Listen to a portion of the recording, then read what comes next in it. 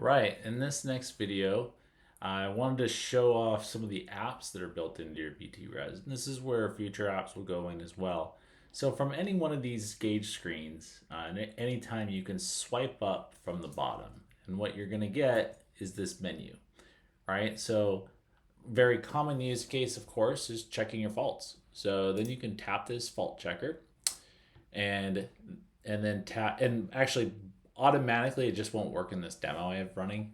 It'll start checking your faults in your car, and it'll list any faults, and then you can, and then here, so I tap this to get it started. It would normally say no faults or list your faults here, and then you can simply hit clear all faults. And again, I have pin code set up. This is optional.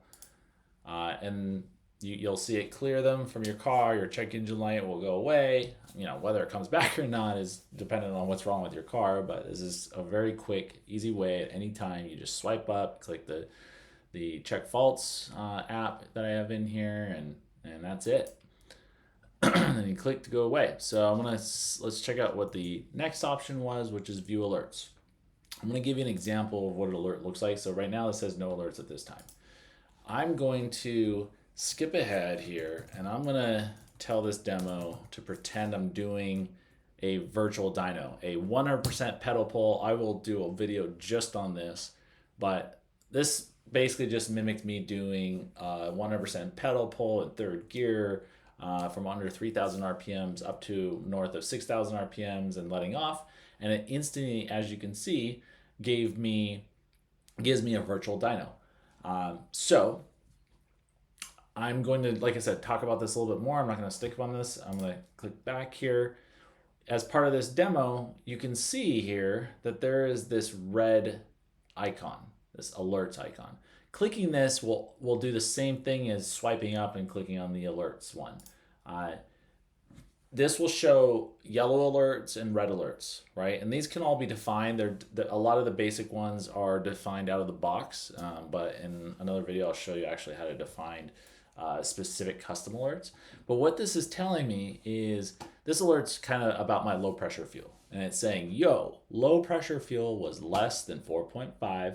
And these are monitor names. So, and it's not just less than 4.5, it's less than 4.5 while RPM, that's what this stands for, is greater than 4,000, and it says specifically at 4,021 RPMs, and pedal was at 100% pedal, because this alert check requires that the pedal is over 80%.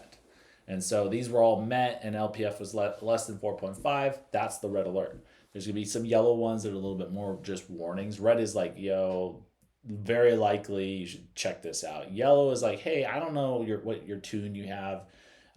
It's just like this might be worth looking at. And they'll stack up if you have more, and you can clear them at any time. They'll clear automatically at the next restart, these alerts as well. All right, so I'm gonna close that out. And let's see what other, we had ethanol calculator. So let's say you don't have a flex fuel sensor. Well, this is a really handy calculator. You know, you probably have one on your phone, an app that you download on your phone. The problem with the app is it doesn't know what percentage your fuel tank's at, right? So this actually puts in this number, and puts in the percentage of how much fuel you have left in your tank, and what your current ethanol settings are, and so forth in the DS1. And you can just put, basically what you're trying to do is you're trying to get to a resulting mix. It's going to tell you, like, if your target ethanol is 40%, your mix, and then in most regular gasoline has roughly 10% ethanol in it. I guess nowadays it can go up higher than that to like 15. But, and then the E85, of course, the ethanol percent can fluctuate. There's no way the bTres will know this stuff without a sensor. But so if you put it in your standard, it'll default at 10, 85% ethanol, and your current gas tank and your tank size and so forth, which, by the way, the tank size is pre-filled in based on the car model that's chosen. It will tell you how much, here, let's do 50. So it's going to tell you, in order to get 40% E-mix. It says add 4.1 gallons of E85 and 1.9 gallons of pump gas. Of course, this all changes if my pump gas is E15. So you're now saying, hey, you don't need as much E85, right? So this is a really handy calculator. Long story short, I'm going to close that.